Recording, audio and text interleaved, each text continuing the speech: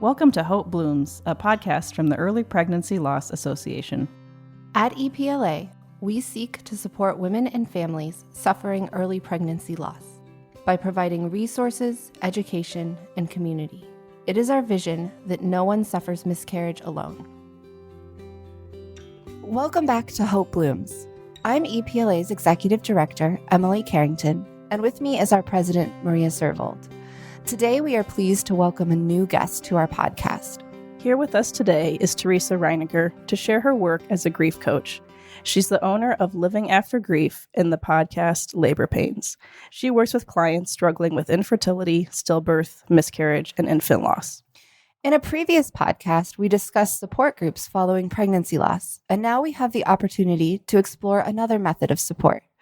Teresa, thank you so much for joining us today.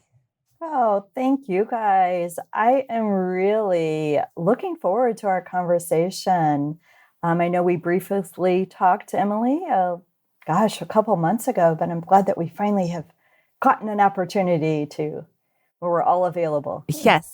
This interview has been long in the making, so I'm glad to finally sit down with you. And I think too, the timeliness of going into Christmas and the holidays and just talking about support and lots of ways we can support each other, as well as ways we can reach out for support. Or, our last episode, we've talked about, in our last episode, we talked about how can friends and family support. And I think it's important as we start this conversation that the support people know the available resources too. Often the person in grief doesn't know what to reach for, doesn't know what they might need. So I'm really excited to talk to you. So I think we'll just start off with a really basic question. What is a grief coach? That's a good question, because grief coaching in general, specifically with grief, is, I would say, fairly new. Just coaching in general is new. So as far as like certifications, those kind of things, similar to and in addition to life coaching, but more specific in grief. And so for me, I have a lot of certifications specific to grief, but then I also have certifications that really help with, I did a lot of training with neurolinguistics training.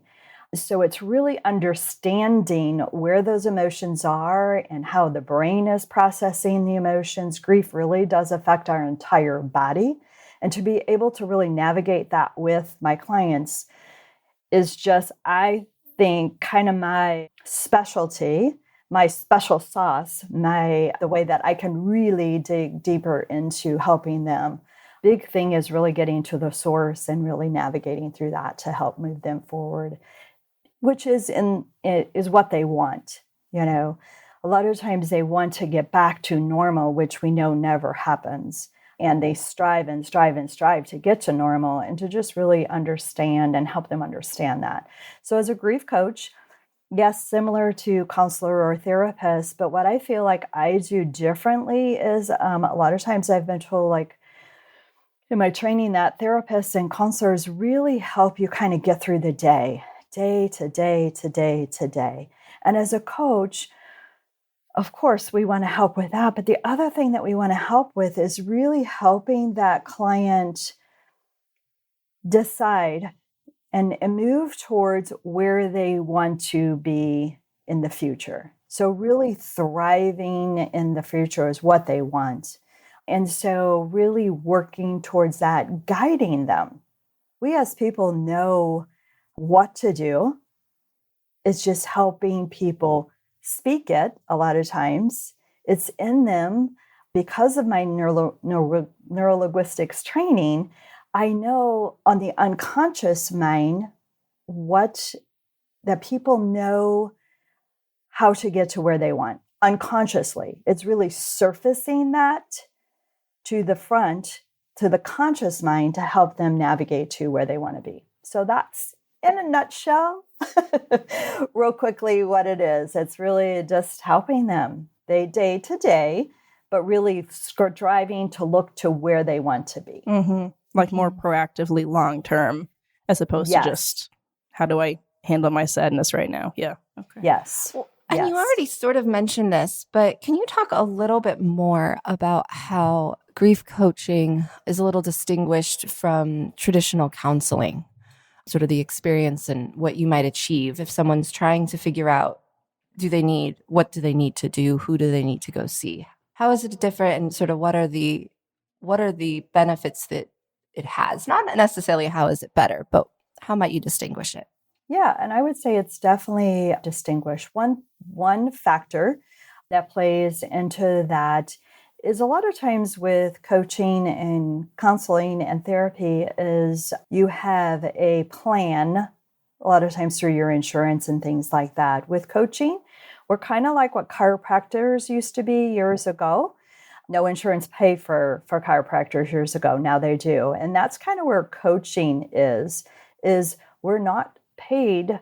We don't have insurance plans that we're a part of. So that makes us different, it is cash pay for us.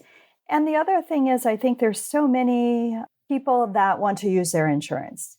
But what I would recommend is really find that right person that really helps you navigate, guides you to where you want to be. So coaches are really that person that really, like think about a coach on a soccer field, because we're a big soccer town here in St. Louis, and we just opened our professional stadium here. But they really just encourage you, teach you some skills, some coping things. They just teach you, and then you implement to do those. And counseling is kind of the same. But I think with coaching we're right there with you all the time and really helping you. It's hard to explain, like really helping you figure out what it is that you need instead of saying, more dictating, try this, do this, do this, do this. I'm pulling from that person, guiding and pulling from them what they know. They're the only ones that know what they need to grieve. I can't possibly guess really what they need. I can give them questions to pull kind of that information out of them, but they're the only ones that really know how they're going to grieve. So I think that's what's different with a coach is we're more walking with them more as a companion, as a really good friend through that process. Well, and I want to talk about, I think one of the hard things that I've heard the pregnancy loss community talk about a lot.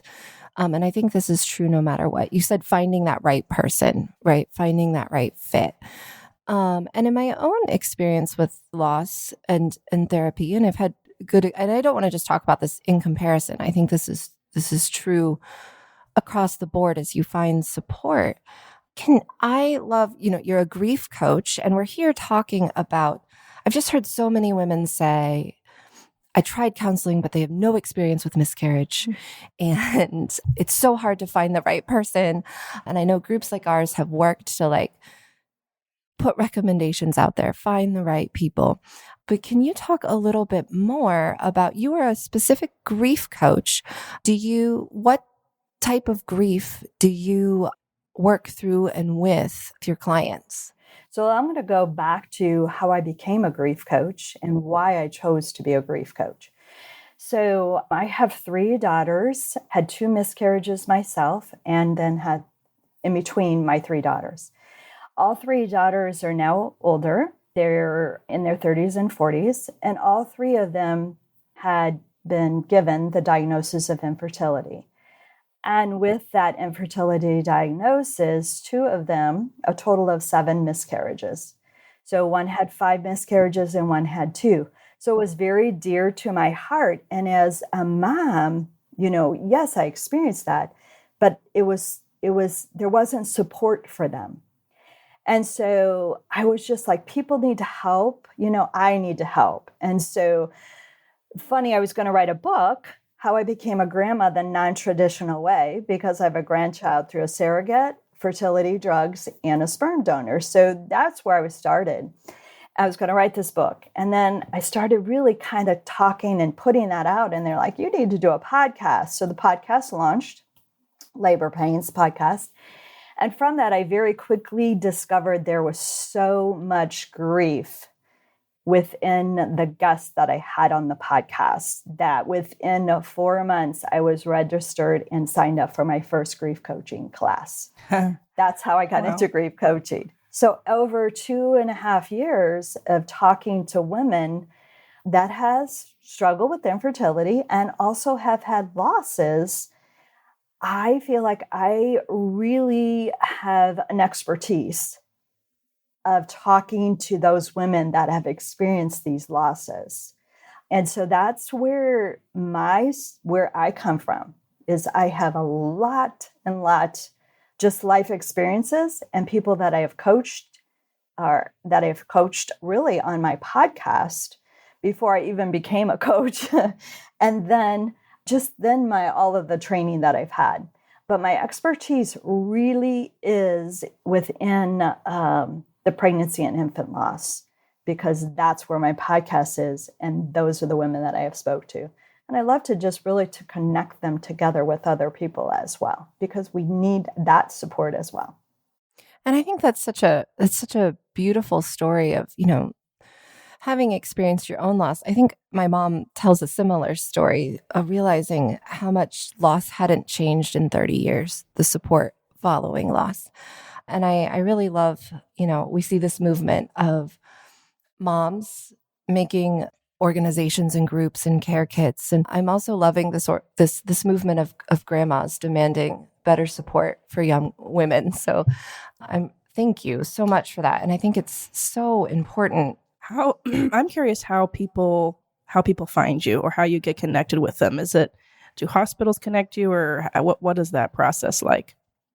There is a hospital here in my area where I'm at that I'm connected to them through, and I know you guys have previously talked about the SHARE organization. Mm-hmm. So the SHARE organization is the national office is here in the St. Louis area. Mm-hmm.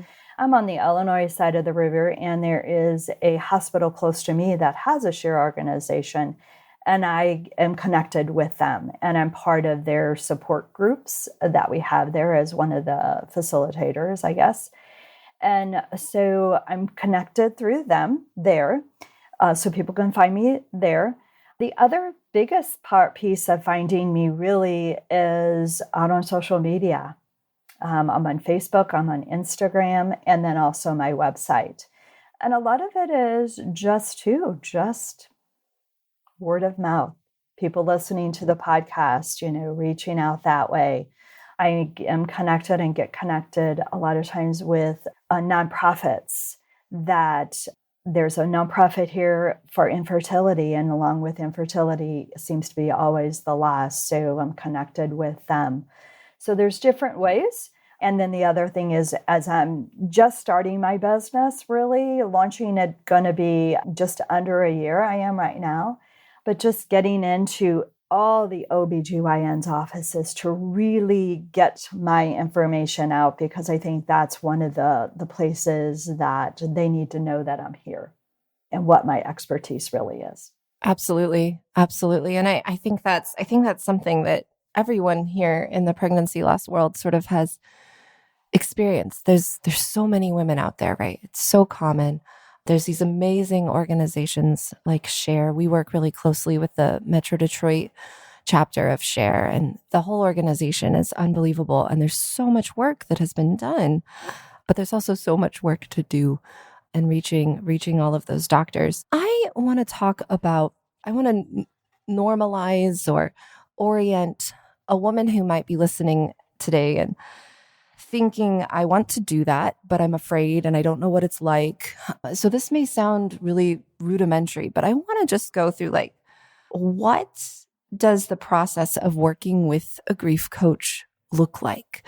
They call you, and then what happens? How does that, could you tell us a little bit more about meeting, how often you meet, how you meet, what you might talk about while you meet, just to sort of normalize and maybe demystify a little bit. I think sometimes it's easy to have a picture of what any work like this might look like? So the first thing is they, of course, get connected to me. I do a complimentary call with them. A lot of times it is done via Zoom. If they're local in St. Louis, I can meet with them in person, but a lot of my work is done via Zoom or over the phone, whatever is most comfortable. But I like to, because of all of my neurolinguistics training, is I really like to see them. Because the words that we speak are not always how we're feeling, what's going on inside. And so with my training, I can really read, I guess, or tell what's going on with a woman. Her words may speak one way, but her body language is saying something totally different. So via Zoom, but I always do a complimentary session. And in that session, we really go through what they can expect from me. And then I also share with them what I expect from them. And so I do that because I feel like I need to be the right fit for them. If we're not communicating and we're not feeling a good vibe, like we can work together, then we're not going to do that. So there's the complimentary session first. And then if we're in agreement that, yes, they can achieve what they want to achieve, and I'm the right person to help them, then we move forward. We would do Zoom if that's what works for them. And I'm just going to speak about Zoom. It could be in person or Zoom, but we would meet on a weekly basis. Typically what I like to do is do weekly. I like to have women sign up for, the ideal thing would be for a year. I know that's a big commitment for a woman, but this is what I know.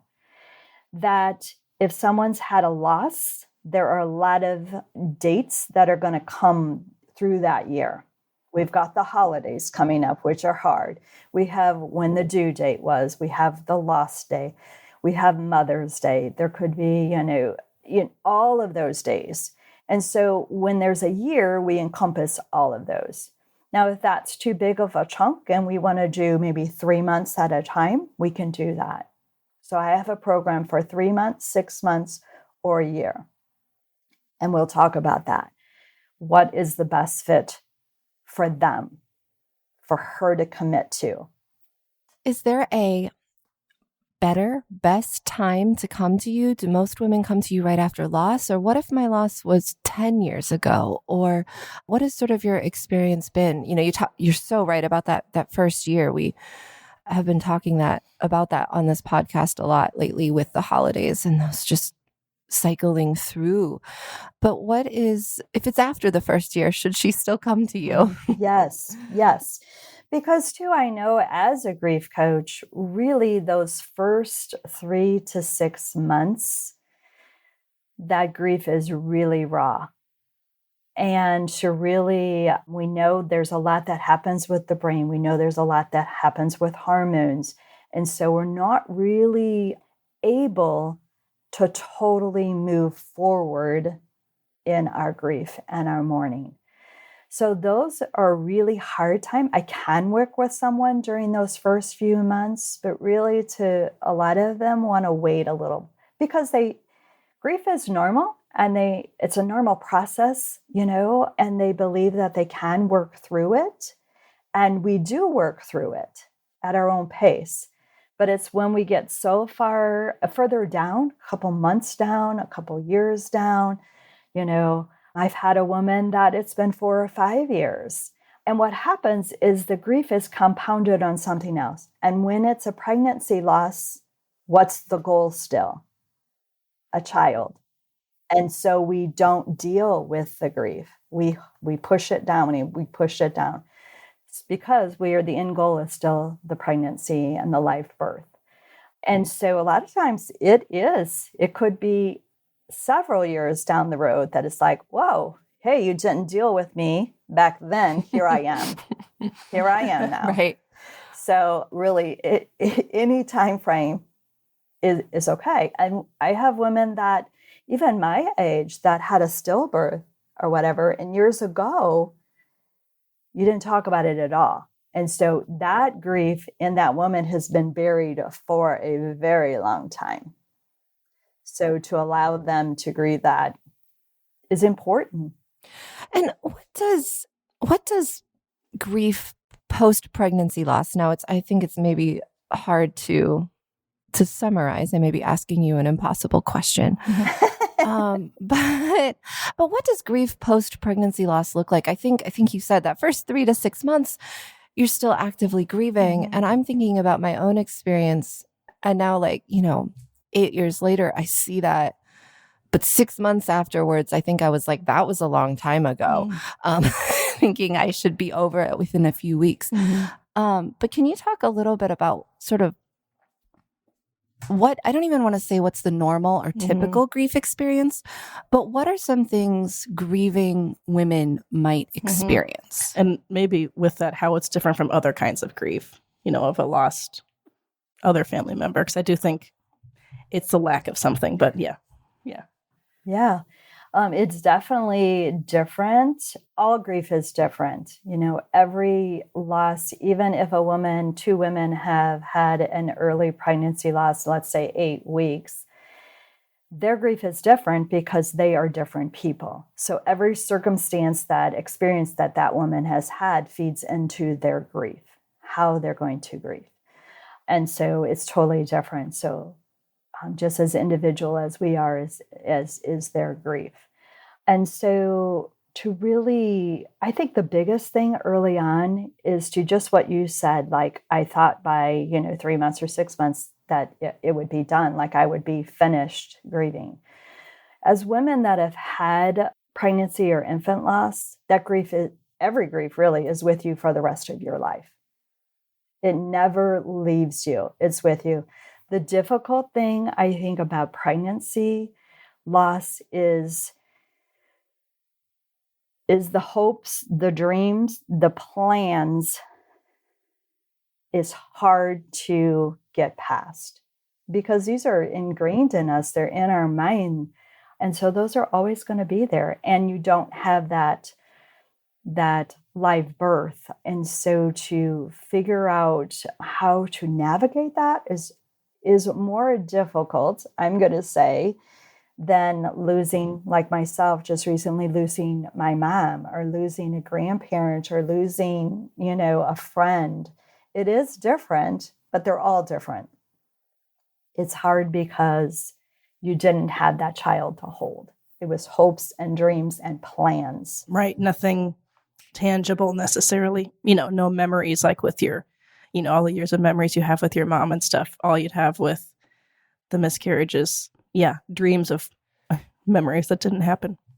So how would a woman know that she should call you? I think we, sort of like I just said, I thought I was okay. And then, I think identifying, how might we identify that we are grieving or not grieving well? I know I get up and get on with my day. My life, never really spiraled out of control, but for some it might, and I had different experiences both times. One time I went back to work 2 days later and thought I put it all together. The other time, it was a much longer process. I was a lot more gentle with myself. But how might a woman identify that she is grieving and needs to call you? I think the biggest thing is if they're not able to get out of bed, if they're not either able to bathe or shower, if they're not eating well, or they're overeating, or if alcohol has become a problem. Those are really key things that you really need support right away of some sort. The other thing is I've had women that they're able to go back to work, but they need a coworker to run and get them a water bottle from the break room. Like they can't be around other people, or the emotions really consume them. If they're not able to go to the grocery store, if they're not really able to do those normal activities, and sure, don't get me wrong, within the short period of time after, those are all going to happen. But I'm talking we're 3-6 months and we're still there, then a phone call needs to happen. And a lot of that is just, I think a big thing, kind of, I want to go back to what you said, like you thought you were okay. I think too, society says, the stigma is society says, you should be over this. Okay, you get 3, like other people, you get 3 days of bereavement and move on. Okay, it's not like that. We can't, as a society, we want to get over it, get better, get through it. And like I said before, it's with us for the rest of our life. It's really how to navigate when that other person approaches us, when that other pregnant woman walks down the aisle at the grocery store, really how we handle those emotions when they flood us, because they will. Yes, absolutely. I remember seeing all the pregnant bellies made me so mad. And then once the babies were born, it was interesting. I was okay for me. That may not be true for everybody, but it was interesting. I really wanted to be pregnant at that point. I want to circle back around. You've talked about was it neuro-linguistic training? I want to talk a little bit about what your training was. You also talked about, then all of a sudden you found yourself in your first grief coach class. So can you talk just a little bit about your training to become a grief coach and then any ongoing training that you might be receiving? Sure. I continue to always do training with Share. They too have a lot of training within their program, so I continue to do that. To circle into the neurolinguistics, so what I can do is what we call like timeline therapy. So really diving deep into the emotion and help navigate that emotion.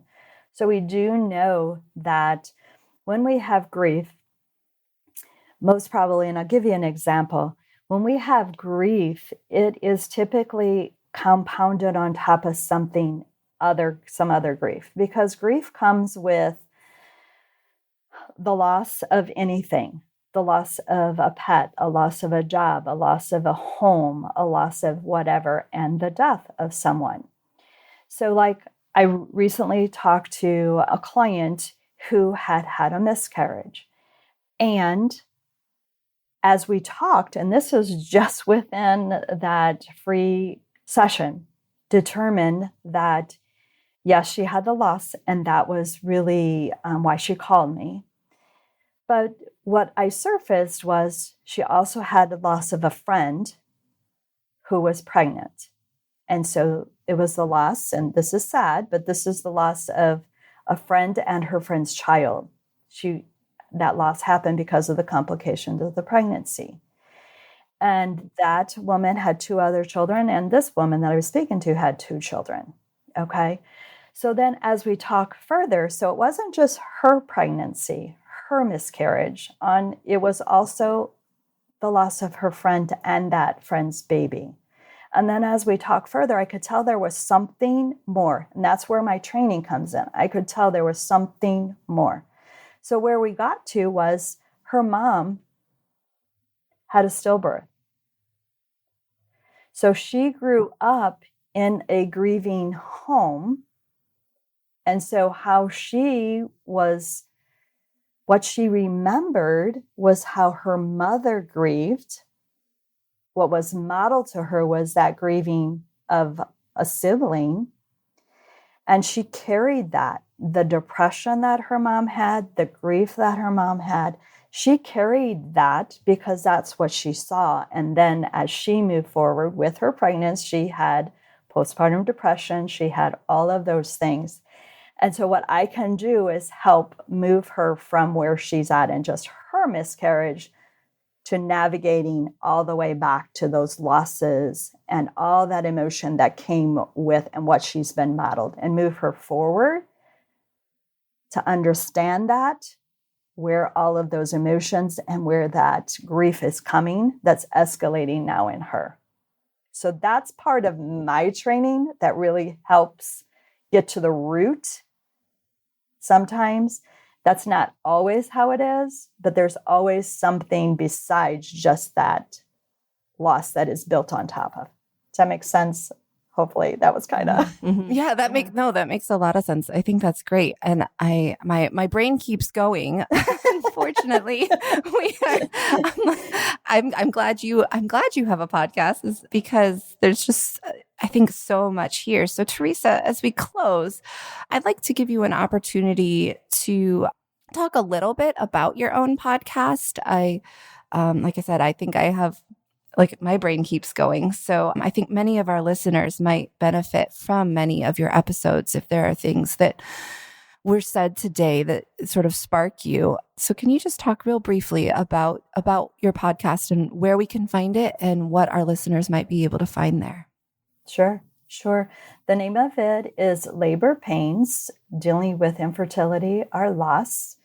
And it, like I said, it launched back in 2020. So we have lots of episodes, all sorts of episodes. I have episodes where women come on and share about their experiences, their journeys, their stories, anywhere, like I said, infertility, early losses, stillbirths, women that have even had to make decisions with life-limiting diagnosis. We've had both spectrums of that they've chose to end that pregnancy and those that have chose to continue that pregnancy.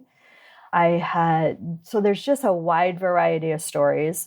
Plus, on top of that, I have experts come in and share on different topics. And then I share once a month, just really on grief that is all a part of it. And so that typically I share once a month, just how to help navigate through some of that grief. So there's a wide variety, and it can be found really on all platforms for podcasting. If you just search Labor Pains, Dealing with Infertility and Loss, you can find it there. Well, thank you, Teresa. Thank you so much for coming. And this has been a wonderful, wonderful conversation. I'm glad we finally got the chance to sit down and talk. The other thing I wanted to share is if anyone is struggling, would like to reach out, I would definitely do a free, call with them to make sure that we're a good fit. Make sure, sometimes it's just sharing our story. We know how important it is to just share our story. And I am a person that if you need to call and you want to chat and share your story, I'm open to that. But the best way to do that would be on my website or on social media. So everything is at Living After Grief. So www.livingaftergrief.com or Facebook, Living After Grief, Instagram, Living After Grief. And you can find me there and connect with me. We'll include that information in our podcast notes too. So you can go look for that. Well, thank you so much for coming today. This was a wonderful, wonderful conversation, perhaps start of a conversation. So thank you. Thank you for coming. Thank you so much for having me. And you guys are doing amazing with your podcast and all the work that you do as well to help those that have had loss. Thank you. Thank you very much. Thank you for listening to Hope Blooms, a podcast from the Early Pregnancy Loss Association. To learn more about how we and you can support women suffering early pregnancy loss, visit our website at miscarriagecare.com or find us on Facebook, Instagram, and Twitter. Thank you for listening.